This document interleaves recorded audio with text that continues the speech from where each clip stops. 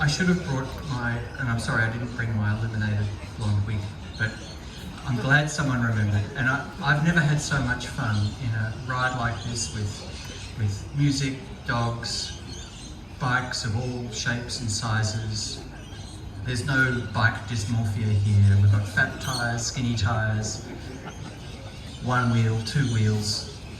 It was a lot of fun. I hope we do some more of these.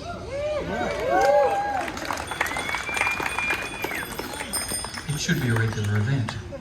And a big shout out too to the police for looking after us tonight. Long may it continue. And I would like to agree and concur with the sentiments we've just heard. So we have a state government that is progressive in some ways, but that thinks that level crossing removals are a public transport project. And I'm getting too close to the speaker, so I'll just move away. We have a government that thinks that bikes are a recreational item that you give your children for Christmas. They seem to have a blind spot for bikes as a legitimate means of transport.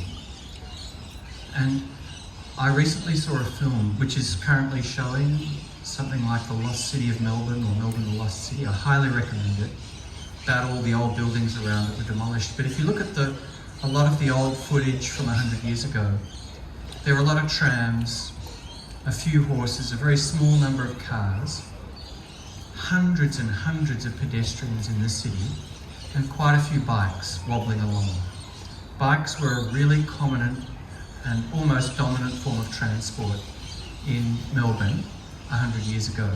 And something has happened, and cars have dictated the shape the city has taken. So if you go towards the north of Brunswick, you start to see driveways.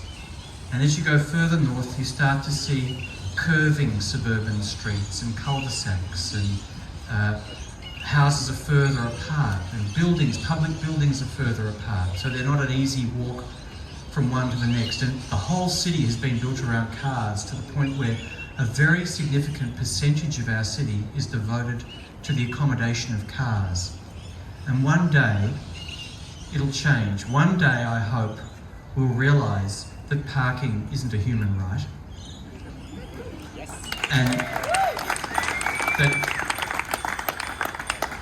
safety for us humans, us mortals, on our two wheels or on our feet is more important than allowing cars to get from A to B as swiftly as possible.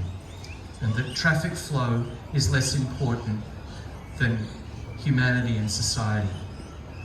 So, that's the society we're working for, and that means safe bike infrastructure. It means investing a mere pittance compared to the cost of the North East Link or whatever level crossing removal you're looking at. A mere fraction of that on separated bike lanes, off-road bike paths, traffic calming infrastructure, less parking, more public transport, designing cities for people and not for cars. And that's something that, as the Greens MP for Brunswick, I continue to work for.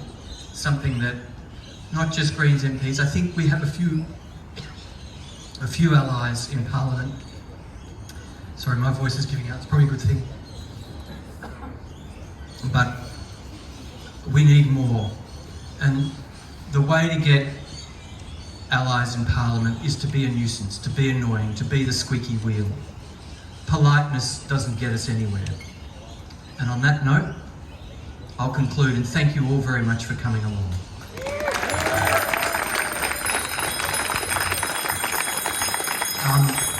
Before we all go on our merry way tonight, there's a critical mass tradition of a bike lift. I don't know if anyone here has done one before. No? Alright, neither have I, so we're in safe hands. Matt, our photographer, do you want to raise your hand? Do you all want to... Matt, can you point to where you want people to be? That way. Cool. Squeeze up, face towards Matt. Find enough space so you can safely lift your bike without hurting your neighbours.